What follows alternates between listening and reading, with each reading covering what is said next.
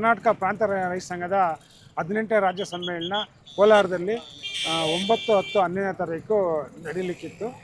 ಅದರ ತಯಾರಿಯಲ್ಲಿ ಕಳೆದ 1.5 ತಿಂಗಳಿಂದ ವೆಂಕಟೇಶ್ ಅವರ ನೇತೃತ್ವದಲ್ಲಿ ನಾವೆಲ್ಲ ಕೆಲಸ ಮಾಡ್ತಾಯಿದ್ವಿ. ನಿನ್ನೆ ರಾತ್ರಿ ಕೋಲಾರ ನಗರದಲ್ಲಿ ಬಂಟಿಂಗ್ಸು ಮತ್ತು ಫ್ಲಾಗ್ಸ್ ಕೊಟ್ಕೊಂಡು ರಾತ್ರಿ 1 ಗಂಟೆಗೆ ನಮ್ಮದು ಕಟ್ಟುವಂಥ ಕೆಲಸ ಮುಗೀತು. ನಂತರದಲ್ಲಿ ನಾವೆಲ್ಲ ಮನೆಗೆ ಹೋದ್ರಿ.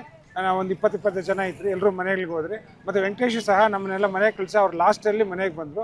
ಮನೆಗೆ ಬರುವಂಥ ಸಂದರ್ಭದಲ್ಲಿ ಮುದುವಾಡಿ ಕೆರೆ ಮೇಲೆ ಒಂದು ಆಪೋಸಿಟ್ ಏನೋ ಗಾಡಿ ಟಚ್ ಆದಂಗಿದೆ, ಅಲ್ಲೆಲ್ಲ ನಾನು ನೋಡ್ತಾ ಇದ್ದೆ. ಟಚ್ ಆಗಿ ಕಾರು ಕೆರೆಗೆ ಬಿದ್ದಿದೆ. ಕೆರೆಯಲ್ಲಿ ಮುಳುಗೋಗಿ ವೆಂಕಟೇಶ್ ಅವರು ನಮ್ಮನ್ನು ಹಸ್ನುಗಿದ್ದಾರೆ. ಒಂದು ಈ ರೋಡ್ GR ಆರ್ಥೋಪೆಡಿಕ್ಸ್ ಕೋಲಾರ್ ಮೂಳೆ ಚಿಕಿತ್ಸಾ ಕೇಂದ್ರ. ಅತ್ಯಾಧುನಿಕ ತಂತ್ರಜ್ಞಾನ ಬಳಸಿ ಎಲ್ಲ ಮೂಳೆ ಸಂಬಂಧಿ ಸಮಸ್ಯೆಗಳಿಗೆ ಪರಿಹಾರ.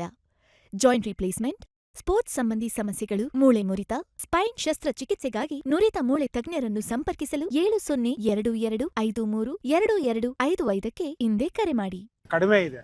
ಮತ್ತು ಅಲ್ಲಿ ಸಿಮೆಂಟ್ ಒಂದು ಏನು ಪಿಲ್ಲರ್ ಹಾಕಿದ್ದಾರೆ, ಅದು ಕೇವಲ 1/2 ಅಡಿ 3/4 ಅಡಿ ಮಾತ್ರ ಇದೆ. ಅದನ್ನು ಬಂದೋಬಸ್ತಾಗಿ ಒಂದು 2 ಅಡಿ 3 ಅಡಿ ಬಂದೋಬಸ್ತಾಗಿ ಸಿಮೆಂಟ್ ಕಾಂಕ್ರೀಟ್ ಹಾಕಿದರೆ ಬಹುಶಃ ಈ ಘಟನೆ ನಡೀತಾ ಇರಲಿಲ್ಲ. ಮತ್ತು ಕೆಲವೊಂದು ಕಡೆ ಸಿಮೆಂಟ್ದು ಸ್ಟೀಲ್ದು ತಡೆಗೋಡೆ ಹಾಕಿದ್ದಾರೆ, ಎಲ್ಲ ಪೂರ್ತಿ ಹಾಕಿಲ್ಲ.